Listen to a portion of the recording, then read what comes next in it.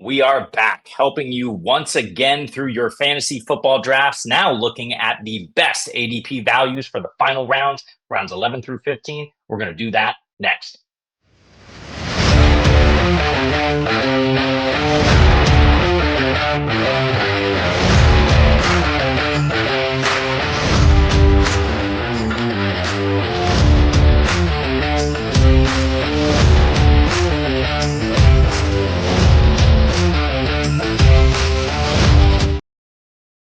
Welcome into the double FU, the FU times two. I am Jeremy Schulman at FF_Rebel. This is Jesse Moeller at JMoeller05. We are back talking about the best ADP values for the final rounds of your fantasy football drafts.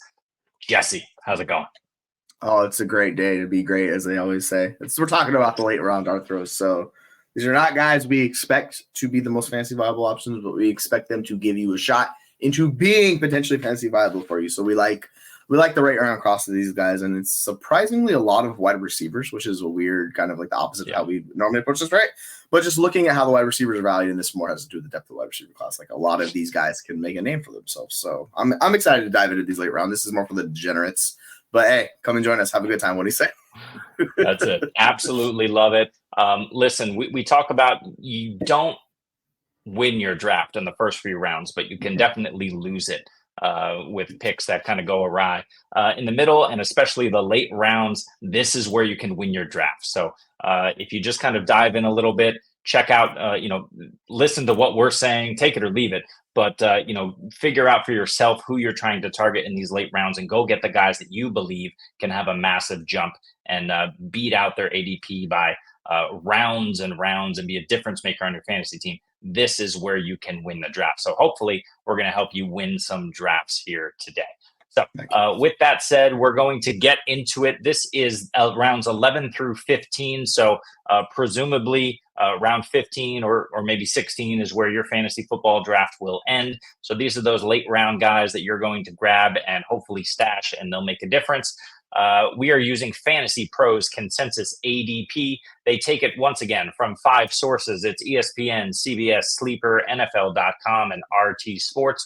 Those are then compiled into Consensus ADP.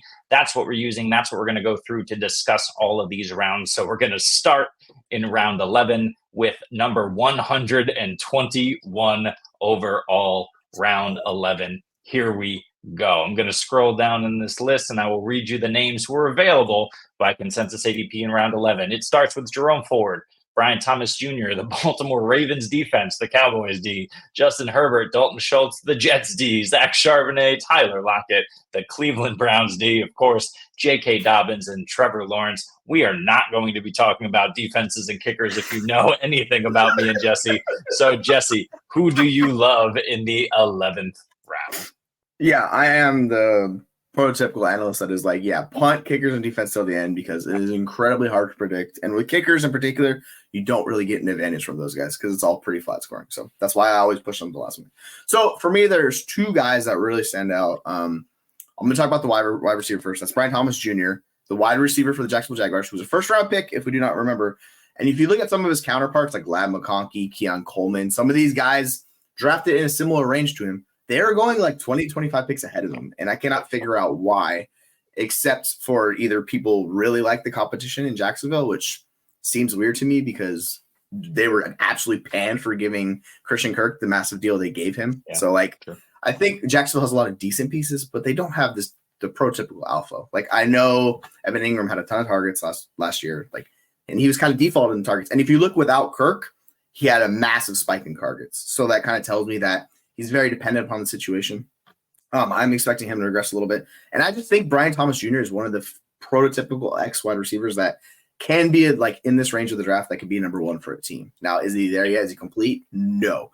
But you saw last year alongside Malik Neighbors when Jaden Dale's on offense. The guy was electric downfield target and did a ton in that offense. And worst case, you get this Chase Claypool type player who's a red zone threat and can catch touchdowns for you. That's the worst case scenario I'm talking about. The best case is he evolves into the wide receiver 1 as the season progresses, and he becomes someone down the stretch, similar to we talked about Christian Watson a couple years ago, where he was extremely good down the stretch for you because that's the profile of these late one day guys, or even Zay Flowers last year, a guy that came on strong towards the end And it was really a focal point of that offense. So I'm just not that worried about the options in Jacksonville. If Brian Thomas is the player that he lives up to be, he's going to be the best player there. Now, the question is, do you believe in the talent or not? And that's totally up to you. But value-wise, I think he's a smash value there. So, like, I'm happily taking him a round and a half below, like we talked about Keon Coleman, Loud McConkey, those guys who are going to pick 100. If you want to talk about running back, it's going to be, there's like a couple guys right in that range. It's like Charbonnet. I think Charbonnet's a really good pick just because you're buying into a player that has theoretical upside. Him and Blake Corum are the two running backs that, if we're looking at running backs in those range, I really like the value of those guys. They're more or less like 1B handcuffs, and they need an injury for it to fully like realize. And I just don't want to bet on the injury, but I think those guys are great stashes. But if I'm betting on one player, it's Brian Thomas Jr. for me. Yeah, usually I go wide receiver heavy early. I don't want to deal with later round wide receivers, but you do have value in rookie wide receiver. So if Brian Thomas by the end of the season were the wide receiver one and the clear number one target in Jacksonville, I would not be surprised. Do I think it's going to happen? No. Is it in the range of outcomes? Yes. So my biggest issue with Brian Thomas is the fact that Christian Kirk and Evan Ingram still exist. They have been hyper targeted in this offense by this quarterback. So I don't think Brian Thomas is the level of talent. What was he? Wide receiver 5 off the board, 4 or 5 maybe. I think it was 4, but I might be wrong. But yeah, he's in that range. Yeah. Yep. In the 20s, right? So Brian Thomas, I don't think is that level of talent, right? We know the top 3 is Marvin Harrison Jr., Malik Neighbors, and Rome Odunze. Outside of those guys, we weren't super excited about another wide receiver. Brian Thomas, I think, is a talented wide receiver. I just don't think he's that difference-making talent like those top 3 guys are, where they can come in year one and absolutely dominate. That's my concern with Brian Thomas. Longer term, I think I'm okay with it. Short term, this season, I don't see it. So he's one of those guys that I'm fading everywhere. And if he shows flashes, I think his value will drop if he doesn't produce significant numbers, and then I'll grab him up next year. Similar to a JSN sort of situation. Just showed flashes, didn't necessarily produce the way we expected. And then, now he's a lot cheaper. So for me and Brian Thomas, I don't see it this season with those guys if they stay healthy. But hey, you never know. It's possible, like we said, that he's just better than those other guys and over the course of the year proves it and becomes the number one. It's possible that there's injury. It's possible that this offense takes a step forward with now capable and like relevant receivers all over the field. I mean, Gabe Davis, for as much crap as we talk about Gabe Davis, he's a guy that will need to be covered in the field, right? And so this offense is now capable of spreading it out, especially with ETN as that threat over the backfield. And they have weapons at every single position that you have to account for as a defense. So if you're not accounting for Brian Thomas and he can win one-on-ones regularly, this offense could take a step forward, and that could be interesting as well. So I like to call in the 11th round, hey, whatever, right? It's round 11. I love the Gabe Davis of the world because they're not good enough to take away the targets, but they're good enough to take the cover. We've kind of talked about this with other players in other situations, like, right? It's no one anywhere that's like truly an alpha target earner. And you can make the case maybe it's Evan Ingram, but Evan Ingram's been very up and down in his career. Like he's had some really good weeks, he had some really bad weeks. It's just I don't view him as the truly elite difference-making tight end that the other guys are that are going higher. Like, I think he's a tier below. But I still think he's a really good tight end. Like, I'm not trying to discount Evan Ingram. Like, he had 143 targets last year. You don't magically just wind your way into that, right? So, yeah, I just think if Brian Thomas, of those rookie wide receivers, he's the one guy outside the top 3 that can be an X wide receiver in the NFL. That I view that. Now, like, you got to bet on upside with that. But, yeah, that's where I'm at with it. Yeah. And the one other thing I'll say about Brian Thomas is I don't think it's a Brian Thomas talent situation. I think it's a Jaden Daniels talent situation. And that's why I still want to see it from Brian Thomas. I think we're still discounting the talent that Jaden Daniels is as a passer and as an overall quarterback. But let's move on. My 11th round pick will be Jerome Ford, RB41, going off early in the 11th round. We talked a little bit about Nick Chubb. I think it was with Aaron on a previous episode, the fact that we don't necessarily want to bank on and count on him coming back. I heard Evan Silva talk about today his belief that Nick Chubb isn't going to come back until at least half of the season. And then, of course, with these extended injuries, right, Evan Silva, great analyst, but also Cleveland Browns fan, right? So we know he's tapped in. And the fact that if that is the case, if Nick Chubb does come back halfway through the season, is he 100% or is he an 85% Nick Chubb and still needing to split carries? So It's just kind of a mess. Again, it's the 11th round. I'll take the shot on Jerome Ford. I want the guy in this backfield, behind this offensive line who's able to get a majority of the touches. I was of the mind that was Deonta Foreman. Now with his head injury, even though things look fine, I'm just kind of pivoting off of Foreman now and looking at Jerome Ford. I don't think he's anything special, but if he gets 250 touches behind this offensive line, I think he's going to be a viable RB2. Yeah, if we the great thing about late round running backs in these situations is they can ever assert themselves or with the Cleveland situation, deal with the injuries and just be the one guy left standing. They're going to get work because if you're on the field, that's the most important thing for a running back, right? Because you get volume, you get touches.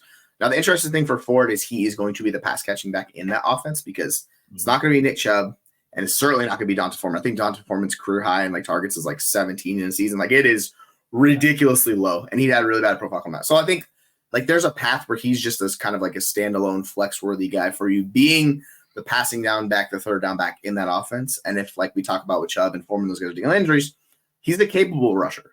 He was far superior to Kareem Hunt, anything Kareem Hunt did last year. The only thing different is Kareem Hunt was a tank, so he was getting the goal line carries. Now, he's probably not going to get those goal line carries, but if he does in that situation, he gets them, there's more upside for him there. So I think we're discounting him a little bit too much because I think the attention we put on Nick Chubb and how much people just love Nick Chubb. It's dude, I don't want to bet on the guys double knee blowout injury, all that. I just don't want to do that. There's so much risk in that bet. And I get it. People are it's not that expensive anymore. I'm I get it, but it's still risks to bet on that guy. I would much rather just root for Nick Chubb, not have him on a roster. That's how I want to do it. Sure. If he succeeds, congrats Nick Chubb, you beat the odds again, you're a unicorn, you're all these things. But I don't want to be taking late round flyers on him. I'd much rather do Jerome Ford, who I think the community is a little bit too low personally. So yeah, I'm with you. I think it's a good bet.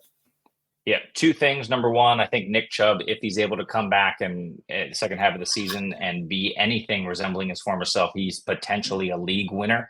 You just probably don't want to draft him or as high as he's going anywhere. I think he's in the 8th or 9th round. That's price I'm not paying. But the second thing I want to mention is you are besmirching the names of Pierre Strong and Naeem Hines in this backfield, Jesse, saying that Jerome Ford is the clear pass catching back. Yeah, I don't know. I think it's a toss up, but I want the back behind this offensive line. So, maybe it's Ford. Yes. We shall see. Let's move on to round 12. We start with Pat Freiermuth, Curtis Samuel, Cole Kmet, Khalil Shakir, Younghoe Koo, the kicker. So we'll just erase him from our memories. Romeo Doubs. Let's also erase Jake Elliott's name from our memories. Mike Williams, Aaron Rodgers, Kirk Cousins, Jacoby Myers, and Jerry Jeudy. Some interesting, awful names on that list. Yeah. Who do you like in round 12? All right, so I've struggled with round 12 more than any round because I'm just going to be honest with you. It's gross. I do not like a lot of players in this range, but I've gone back and forth on two guys. We talked about it before show. It was either Mike Williams and Romeo Doubs. The guy I'm going to bet on is the guy that's not coming off an injury that is going to be, I know people make the joke, it's a sacrificial X. Romeo Doubs is going to be on the field in 2 wide receiver sets, and he was, now I know this is rough, he was the guy in the playoffs that was their wide receiver one. He was the guy that Jordan Love is touching. And if you've heard Jordan Love talk about, he fucking loves Romeo Doubs. I don't know what, if it was me building a team, I'm not building a team around Romeo Doubs. I'm not the biggest fan of him.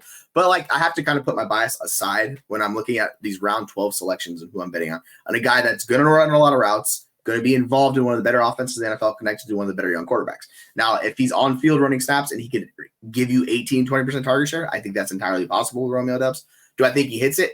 I'm not entirely sure on it, but of the guys in this range, the only two guys that you can make the case for the Bills guys, which we'll talk about in a second, but I think Romeo Doubs is probably the best shot to hit a ceiling of everyone in this range. So if I'm taking a shot, I might as well swing big and go for the guy in the Packers offense, but it's been a touchdown money-making machine, that entire offense with Mike LaFleur.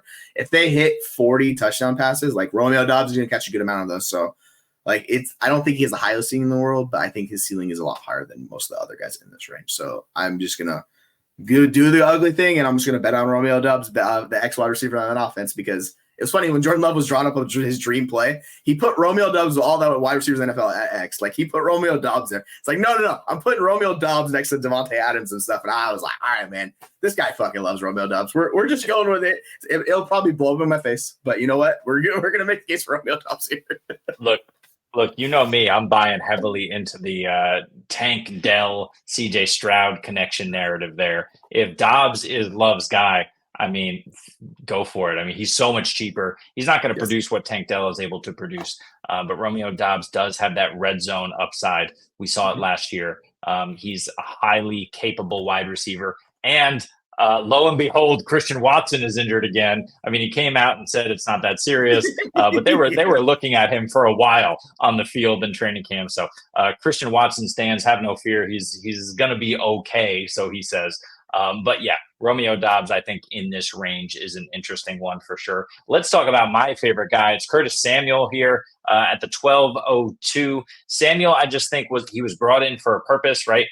We know about all the vacated targets in Buffalo. And while that's not a thing that we can necessarily apply to other guys, it's still a thing that exists. And I don't think that target volume is going to go down significantly. So they have to go somewhere. Sure, we love Kincaid. We love rookie Keon Coleman at cost. I think those are decent bets. But Curtis Samuel was brought in to be the guy to play the Khalil Shakir role instead of Khalil Shakir. You don't bring Curtis Samuel in if you're 100% happy with Khalil Shakir being the guy from the jump. And the fact that Samuel knows this offense, the fact that he's running in and out of the slot, and he is a gadget guy, yes, but we saw what Curtis Samuel can produce if he is able to get the targets. We saw it one year in Carolina when they kind of didn't have anyone else, and Curtis Samuel went off there. And I think we saw it one year with the Redskins as well for a stretch, not the entire year, but for a stretch for Curtis Samuel. We know he's capable. And if Josh Allen is able to continue building the rapport, we've heard that there is a rapport now between Curtis Samuel and him. And again, he knows this offense well. Who's it, Dorsey over there? No, Dorsey was there. He's on Cleveland now, isn't he? Yeah, he just left. But I'm blanking on his name. I've talked about him exclusively this entire offseason. I don't know why. I don't know his name. Anyway, we'll look it up. It's but Joe yeah, Brady. There it is. Joe Brady. Yeah. So, and Brady was a Carolina guy, right? Yep. Yeah, he was the reason that. Yeah. Mm-hmm. Yeah, and so that's the connection there between Brady, the Bills, and Curtis Samuel. He's brought in, he's familiar, and he is highly, highly capable, especially in the short to intermediate areas of the field, over the middle, and drawing up screens and yak possibilities for him. I think he's peppered with targets because the Bills are going to have to play closer to the line of scrimmage. They do not have an elite downfield separator anymore. And I think Curtis Samuel is going to be a key piece of this offense this year. Yeah, I think you need to decide which of those two Bills wide receivers you like, if it's Khalil Shakir or Curtis Samuel. I think they both have an option to be very fancy viable for you. I'm with you on, if I'm betting on two of them, I'm taking Samuel. I think they brought him in. They clearly viewed him as a guy that they can make a difference maker. And this is like kind of the thing with Joe Brady. And if your offensive coordinator likes you, he's going to involve you, guess what's going to happen? Like, he's going to be involved. Now, Khalil Shakir's been a more efficient player in his time with Buffalo. So it's interesting when you kind of look at stats and perspective of how it goes.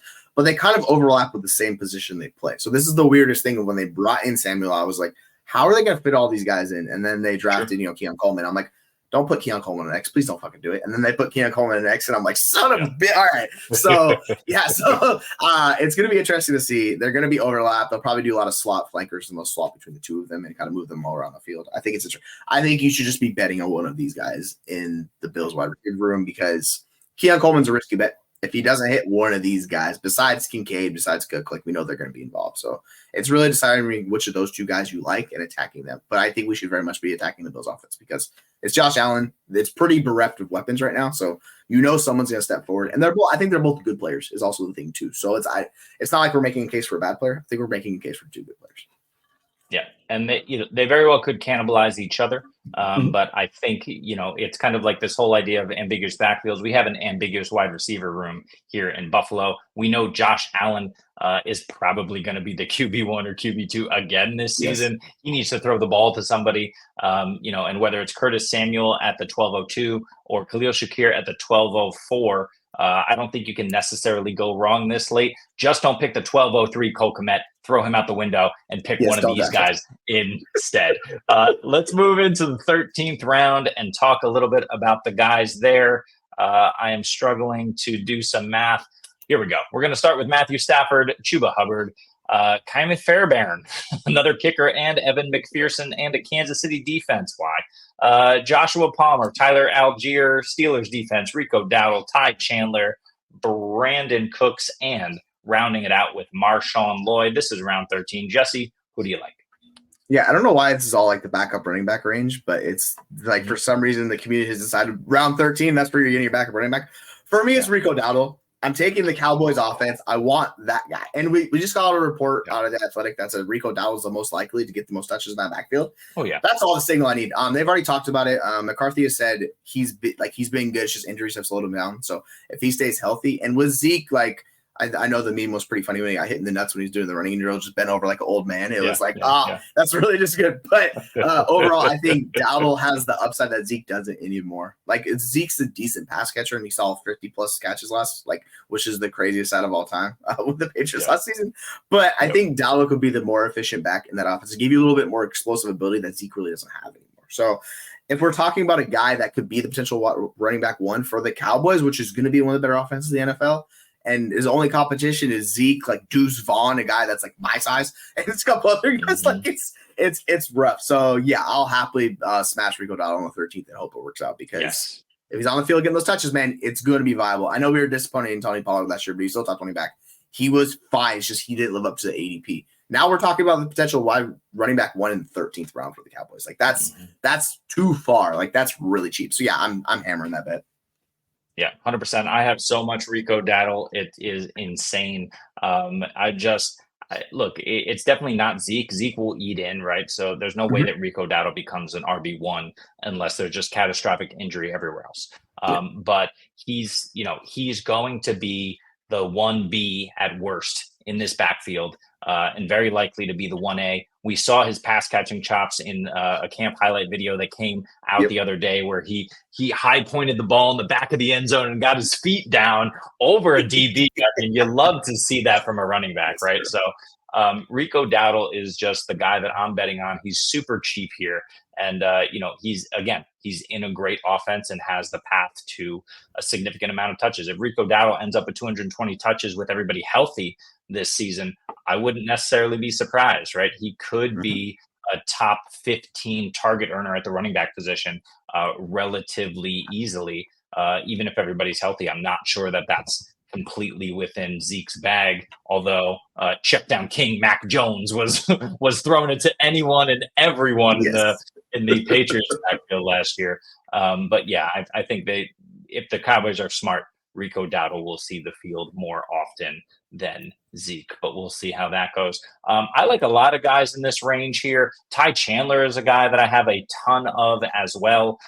Just kind of betting on the fact that Aaron Jones isn't necessarily going to keep control of that job or keep his injuries under control either throughout the course of the season. So I like Ty Chandler here, but I'm going with Matthew Stafford. I mean, late round quarterback is alive and well once again, but you have to bet on guys who are going to throw at least 40 touchdowns, right? You're not going to bet on necessarily Kirk Cousins, these guys that don't have it in the range of outcomes. You want guys with a ton of weapons, a ton of passing game volume coming their way. And with a terrible defense, like a horrific defense that hasn't gotten much better over the offseason, I think the Rams are in line to just pass it a ton once again. Puka Nacua, hopefully he's healthy. Cooper Kupp, hopefully he's healthy, right? These guys will need to maintain health, but Matthew Stafford has proven time and again that he is able to operate at an elite level.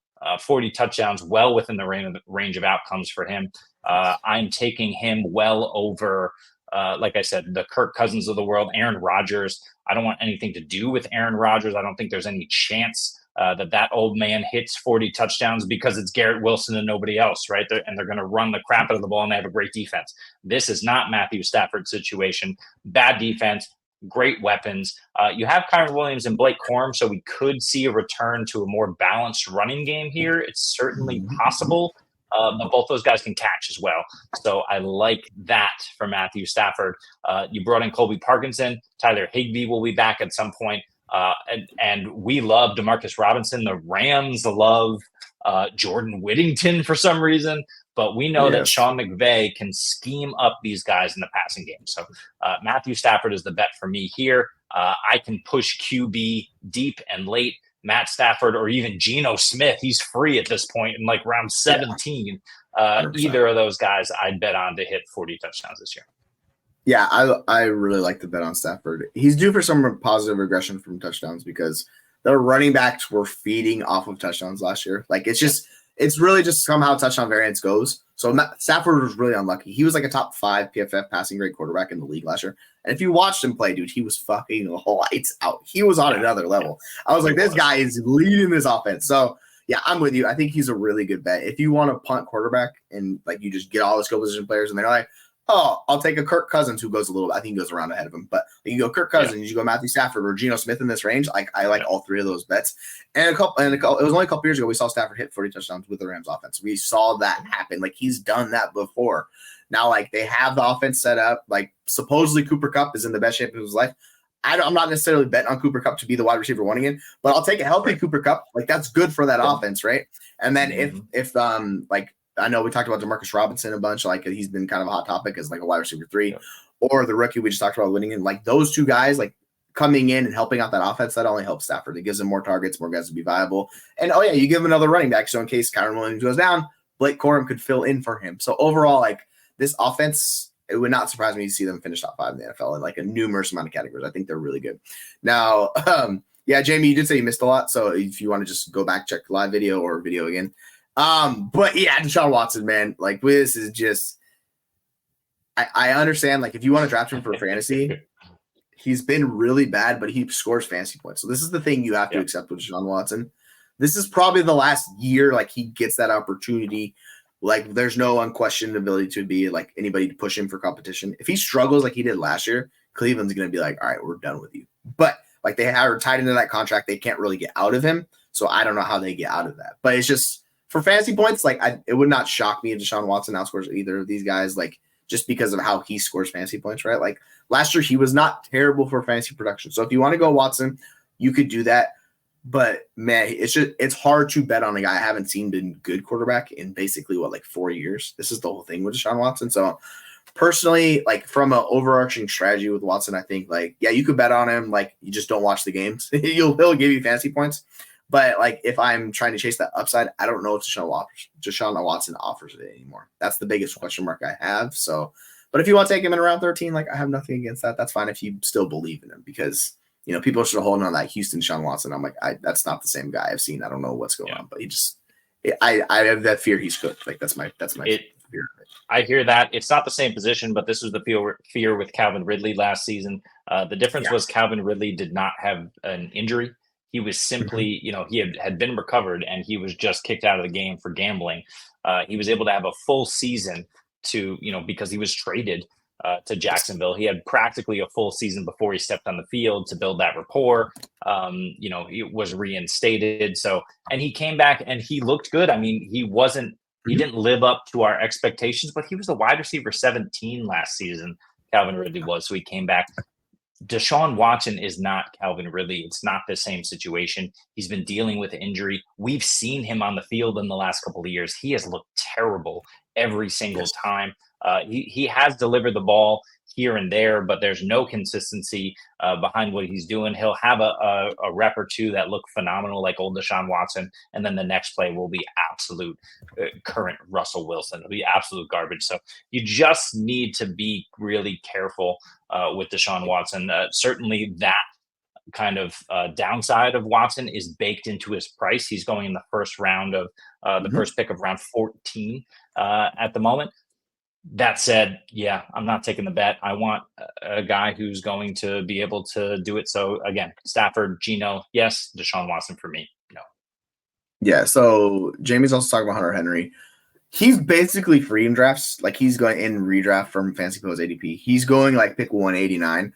So he's going basically where you can pick him up in the later last rounds if you want to do that. I think he's a fine bet late, personally. I don't mind going and getting him in the 14th, 15th, whatever round you want. If you take him in the 13th round, no one's really going to care because like it's so late in drafts. It's really ADP's kind of out the window, but like these are just guys who like the value. So I don't mind Hunter Henry, or you could go like the Jets starting tight end Tyler Conklin, either one of those guys, because the competition, as much as I like Polk and I know people like Javon Baker, like the competition is not that strong for those guys. So you just need touchdowns. Like these are the type of tight ends that are not going to be volume hogs. That's not who they are. That's not who they've been in a long time. They need touchdowns. So like if you're okay betting on touchdown upside, them getting double-digit touchdowns, then yeah, go for it. I just don't think. Yeah, it's different with underdog. Like underdog's a whole different strategy. It's a different beast. Like so like with Fantasy Pros ADP, just regular redraft leagues, it's completely different. Like guys are all over the place, completely different. So if you look at it from underdog, yeah, different stuff. And Fantasy Pros, he's basically free. Yeah. I get that it's a super late round, but I cannot do late round tight end this season. We've talked about it. I want one of those top 6 or 7 guys. Kittle is a name I'm interested in, assuming Ayuk leaves. He's a guy who it was like the first name I wasn't interested. Now I'll push him up. So it's really a top 8 guys because I include Evan Ingram in that group who I'm interested in this year. If you want to include 9 guys, David Njoku is a guy that is, for me, a lot more interesting than Hunter Henry. We just talked about the fact that Deshaun Watson may be cooked, but if you look at that offense, there really isn't anyone else to take targets. And Njoku with Flacco last season looked great.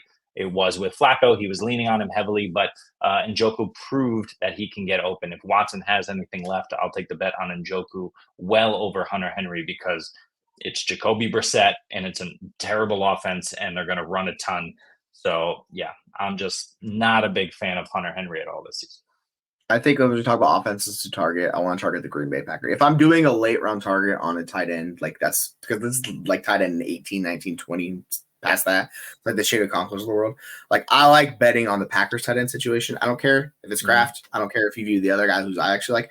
It's just pick the tight end you like in that room because there's upside for one of those guys because they're young. We haven't seen enough from them. Like Hunter Henry's just dealt with so many injuries. Like the upside's not there. He's not the physical athletic player is anymore. So it's more like the Hunter Henry's high floor thing. Like I want the guy that can finish top 5. So, and Noah Fant also dealt with the injury, who you just mentioned. So yeah, we'll see how serious that injury is. But he would just had an injury at Seahawks camp, so I don't know the details of Noah Fant. I thought he's fine, but like this is another guy that's going to be 4th on this team in targets. Whereas I see the thing about I'm more into the Packers is because one of those guys could be like top 2 in targets. Like I think that's entirely possible. I just don't know if it's in the range of outcomes for a Fant to be like top 2 in targets on the Seahawks. I think that's really difficult for him. So just the talent difference. But yeah, like you're talking about, if you like a late round target tight end, go ahead and target those guys. You just want anyone you view that has a path to being top 5. If you see it, like I don't mind hammering Jonnu Smith late if you really want to go that late. Like it could pay off for you. I know it's not the best idea in the world, but like I don't think he's a terrible player. So like I don't mind throwing a dart at him late. It's just hard for him to be top 2 targets. Yeah, this was exactly what I was thinking. SC Fant might even be 5th. That's why I don't want him. I want guys who are like Jesse's saying, top 2 in a mediocre to bad offense, top 3 in an elite offense, which is why I'm happy with Kittle, which is why I'm happy with Ingram, because I think that offense still can take a step. But I can't do it, man. There really isn't a late round guy that I'm happy with. I don't want one of these Colts guys. I don't want one of the Patriots. I don't want one of the Packers guys. I hear you on all that, but all of that is like we're guessing. I don't want to guess at the tight end position is really my issue.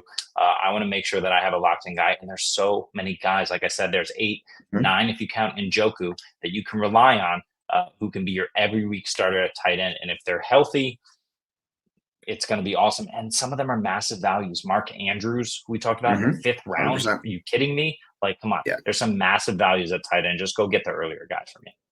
Like, well, we talked about Kylan Granson earlier. Like, he's running with the ones. So, like, this is to point on Jelani Woods. Like, he could be, but, like, Granson was running with the ones. There also is another late round tight end who I'm playing. It's Theo Johnson for the Giants. He's basically he's playing with the ones, and it's Malik Neighbors and nothing else, right? So, like, as much as we thought it was going to be Bellinger, it's pretty clear. It seems like it's going to be Theo Johnson. So, yeah, like, I think you could throw a dart on Theo Johnson, like, stuff like that. Because there's a potential for him to see freaking 80 catches. Like, that's just how bad that offense is, right? So, yeah, and he's a round 3 tight end. He's a super freak athletic. Like, these are things we like. So, as rough as the pedigree was, like, yeah, I don't mind throwing Theo Johnson for sure. Yeah, 100%. I'm not even going to read off the names anymore. These are the last two rounds of your draft, rounds 14 and 15. Just pick a name who still exists. Jesse, who are you taking in round 14 here? Who are you betting on? It's Xavier Legette. And people are going to be like, man, that's a risky profile. I'm like, yeah. So if you all look at his backstory with Xavier Legette, it's pretty crazy, his whole situation and everything that comes with it. I'm not going to get in super detail with it, but it took him a while to develop into the player he was last year, and his super late breakout. And I don't know what it is about these South Carolina guys, but I just love these super freak athletic guys from South Carolina, like Deebo Samuel, AJ Brown, all these guys. Xavier Legette is not that type of, like, he's not as good as those guys, but he gives you kind of a similar pathway as those guys. Like, obviously, AJ Brown's a freak. Like, it's more just athleticism I'm talking about with Xavier Legette. If you look at his tape of running with the Panthers, like, his routes look crisper. He's more clean with what he's doing. He looks like a more polished player. So, yeah, you're good. So, with Legette, I actually, in the 14th round, this is what we talk about with round one, like these rookie wide receivers. The bet is that you're making is an unknown player, and the upside is significantly higher because these are rookie wide receivers. We don't know enough about them. Like, they haven't played an NFL snap. So what we do as a community, we discount these guys. So Legette is getting absolutely downgraded because of the ghost of Adam Thielen, and, like, there's really nothing else there. It's like, I just think if you watch Thielen last year, he absolutely wore down the second half of the season. Like, you could not count on him at all. Like, you couldn't start him at all because defenses, like, once they honed in on Thielen, he couldn't do anything else because he doesn't have the explosiveness anymore. He's kind of just the guy that can give you targets, but they got to be layup targets. Where someone like Legette, he can actually be explosive and be an instrumental point of this offense. And with what they brought over, the new coaching staff, how they're going to feature these guys, like, there's been a ton of Legette hype out of camp. So I'm willing to throw a 14th round flyer on Xavier Legette to see if it works out. Because outside of Deontay Johnson, Jonathan Brooks is going to be like, it's going to be a slow ramp up for Jonathan Brooks. So, like, this gives Xavier Legette the way to get on the field early and produce early and build off of that. So it's like, that's what I like with these rookie wide receivers. If there's a pathway for him, and there's a very wide open pathway for Xavier Legette in this offense. So yeah, I'm happy to bet on the 14th round. Absolutely. You talk about late round tight end. Take a shot on Jatavian Sanders before you take a shot on Hunter Henry or some of these other guys. Personally, I don't know that he completely has it, but you're right. This wide receiver room, this pass catcher room is wide open, especially with Brooks on the shelf for a while out of the backfield. They're going to have to lean on the pass. We know Canales is there now, so he's going to be able to coach up Bryce Young a bit. And we've heard some hype for wide receivers out of Carolina camp this year so far. We've heard about Jonathan Mingo, and we've heard about Xavier Legette. I would go ahead and encourage anyone who is considering drafting these guys to just go watch the tape that's being hyped up out of camp. You see Jonathan Mingo with a little out route or a little fade route, catching the football, very limited coverage. And you see Xavier Legette absolutely mossing dudes and burning them at the top of his round. So Xavier Legette for me is by far the guy that I'm betting on here. I don't think it's Mingo or Marshall or anyone else is going to come out of the woodwork here. It's Deontay Johnson 1. It's probably Xavier Legette 2. It's probably Sanders at the tight end position 3. And, like I said, I just want the number 2 target. So I'm happy to bet on Xavier Legette. Absolutely. Yeah. I love the call. Offense should be sorry. Go on. Oh, no, I was just saying the offense should be improved because it was god-awful this year. Yeah. You can't get worse than Carolina's offense last season. They're going to try, but at least they're in a good place compared to where they were last year. Jaleel McLaughlin is my guy in the 14th round. We're talking about taking shots on guys. I'll take a shot on a guy that I know head coach Sean Payton, for all of his faults, head coach Sean Payton likes this guy, and we saw it on the field last year, right? He has a bit of burst. He's got a bit of wiggle. He can catch the ball out of the backfield. He's serviceable. Now, is he that much better than Blake Watson, Samaje Perine, who's a year older, the ghost of Javonte Williams? Is he that much better than those guys? Maybe not, but it doesn't matter in a Sean Payton offense, because if Sean Payton likes you, you're in. And if Sean Payton doesn't like you, you're out. We saw Russell Wilson was out. We've seen Taysom Hill as in for a decade now, and most of that under Sean Payton. So, look, Sean Payton is a guy who likes his guys, and I think Jaleel McLaughlin is likely to see the field. In the 14th round, I'll take a shot who could be the 1A in this backfield. It's not a backfield that I necessarily want ownership of, but at the same time, the price is so cheap. So I'll take the stat. Yeah, 100%. Like I like investing in these ambiguous backfields we talk about in the NFL. One thing we know, like you talk about with Sean Payton, is they're going to hyper target the running backs. That's something he's always done in his entire career. He did dating back to the days of Reggie Bush for the Saints. Like guys get fed in this offense. So if I know he's going to play more of a joker role with Jaleel Mclaughlin, but he's going to be involved to be a piece of that offense. That's what we want. Yeah. Now we've heard hype about every running back on there besides Blake Watson. So RIP Blake Watson, looks like it's not happening for him. But all the other guys they're getting a shot, and that's all we want. Like we want guys who, by the way, he was super efficient in his role last year. He's like one of the most efficient backs in the NFL, what he was doing.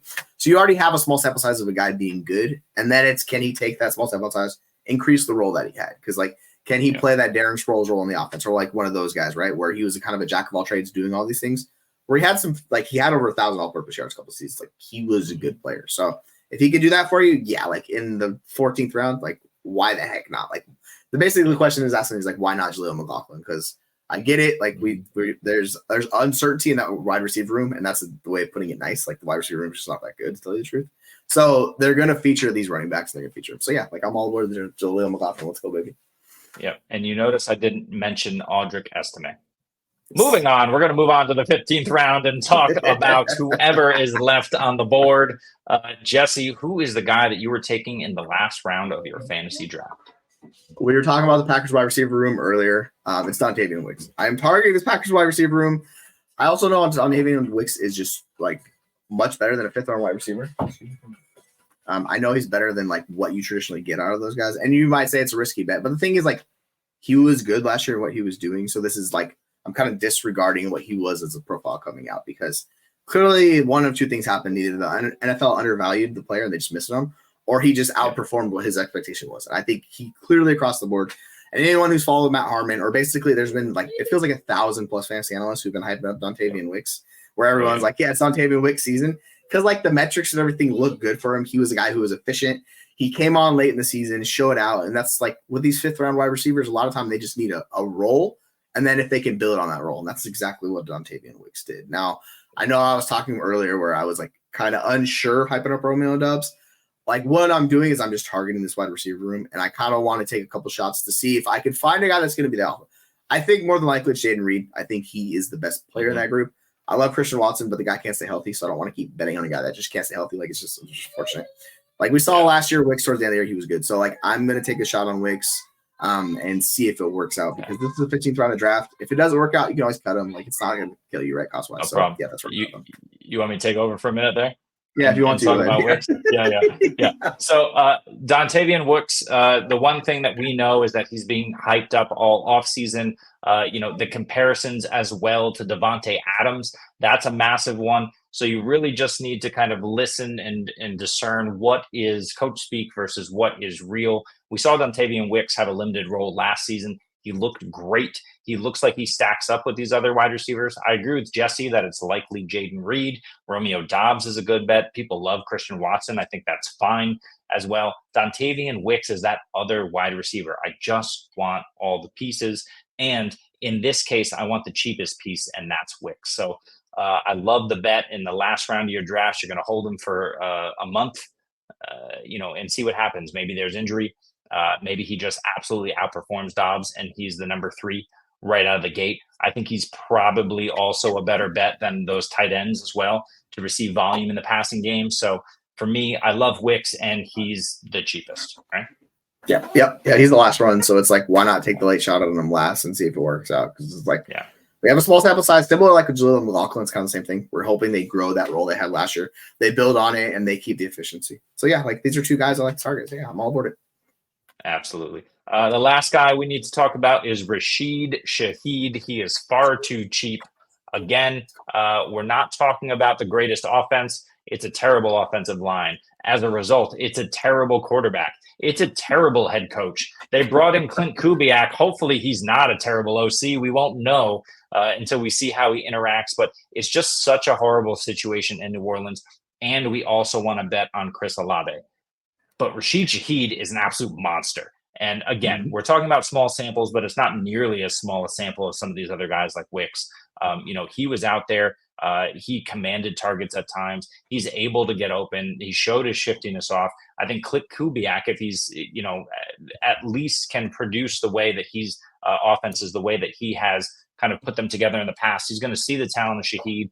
He's going to be able to create yak situations for him, use him on screens. He plays a bit of a joker role. This for me is like a Curtis Samuel almost, but you can use him further down the field as well. So that's what I love about Shaheed. He's able to do it all.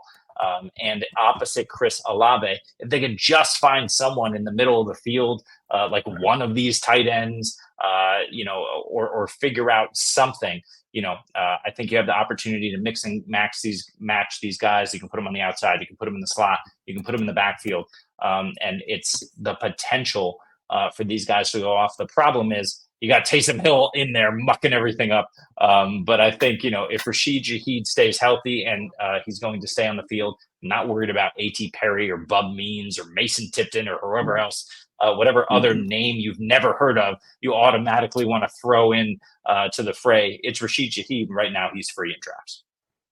Yeah, and he was legit awesome. I think the one thing you notice with Shaheed is he's an explosive freak on the field. Like, the guy's super elusive. Yeah.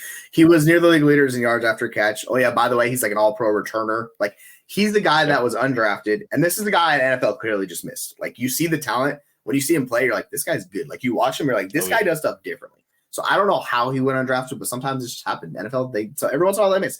They clearly missed on Rashid Shaheed, and he was really good last year. To Aaron's point, like, he had 700 plus yards. Like, he was good, and we're talking about this is year 3, new system. Like, I like both him and Olave because what Kubiak does, it's going to be play action downfield threats. That's how both of these guys are going to thrive. So it's going to be a lot of fun in that offense. Now you're betting on Derek Carr, but like, we're talking about round 15. We're not talking about round 2 here, and that's the whole difference between Olave and Shaheed. I'd much rather bet on Shaheed at cost than I would bet on Olave at cost. Now, I think Olave is a better player. That's not what I'm saying, but I'm saying, like, if I'm investing in this offense, and I view Shaheed as maybe not as good of Olave, but he's very, like, similar, like, talent-wise. I just think he's a really good player who does a lot. So in round 15, it's like, why the hell not? Because we talk about that offense and Juwan Johnson. Oh, by the way, he's hurt. So it's like Taysom Hill, a guy that, he does not really do much for you. So yeah, I'm all aboard Shaheed at cost. I like taking shots on him. Obviously, if you don't get into return yards, but you don't really need return yards for this. We're just talking about guys who could be good, and he could see 100 targets this year. Like, he could see 100 targets in offense for sure, because he's going to be the second option in that passing attack, and they're going to pass 500, 600 times. You do the math, like, it's entirely possible for him. So yeah, and I see what you're bringing up, and I respect it, and I report it. Let's go, baby. You have to. Have to. We just have to show it. Rashid Shaheed is the guy. I don't care about the formatting on this video. Just look at that. It's a thing of beauty. And the fact is that Rashid Shaheed just wasn't running a full complement of routes last year. Yes, he had 700 yards receiving, but like Jesse says, he was more often used in the return game. We have the situation where Derek Carr is sometimes taken out of the game and Taysom Hill comes in. We had the issues with Alvin Kamara last season as well. And that offensive line is atrocious. So you hope that, they can solidify it a little bit, that Kubiak can figure out that this line is terrible and just stop pushing it downfield as much. If you're going to keep it close to the vest and you're going to try and spread the field horizontally, I think Shaheed is the guy to do that more than anyone else in that room. So I absolutely love the bet on Shaheed. That's who I'm taking the last round of my drafts. Yeah, he's the guy you just want in space with the ball in his hands. Like, worst case, he's that guy in that offense, and he could thrive doing that role. So that's the worst case scenario. Like, the best case scenario is he involves in one of the better wide receiver 2s in the NFL and takes that step forward. It's up to Derek Carr. I don't think that upside is the most realistic thing in the world, but like in round 15, it's like, why the hell not, dude? Like, he could massively exceed round 15 ADP. And that's what we're hoping for here. Guys that can massively exceed expectations. I think Shaheed's a really good bet to do that. Absolutely. Look, before the show even started, Jesse says, yeah, we're just talking about these late round guys. Let's keep it to like 20, 25 minutes. I was like, yeah, we got that. This is the longest show of them all.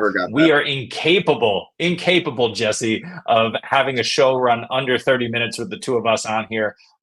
It's ridiculous. We need to work on that. Something to improve to for next season is just shutting the hell up. But I know that's my issue more than anything else. Such is life. We're long-winded. That's what happens when we put two long-winded people together. We kind of go through it, and yeah, all of a sudden we're just an hour and a half later. Like, where did the time go? Hey. I don't know. But listen, we love chopping it up here. We love talking to, putting it out in the ether and talking to you on Twitter, on fantasyfootballuniverse.com, on Don't tempt us, X, Jamie. whatever. Don't tempt us. 2-hour shows. No, sorry, Jamie. My wife would literally murder me. That would You might not never be a see good me thing. again. You might never But we appreciate you guys. If you appreciate us, like and subscribe our content. YouTube is the big one. We're on TikTok. Like I said, FFU.com. We're over on Twitter all the time. And we're here daily with our videos, ramping up into the season. We're going to promote our AMA coming in about 3 weeks here. AM August has already begun over on Reddit, so we'll be there. And then throughout the season, just producing daily content for you. So thank you so much for joining us today. I am Jeremy. This is Jesse, and we will see you the next time.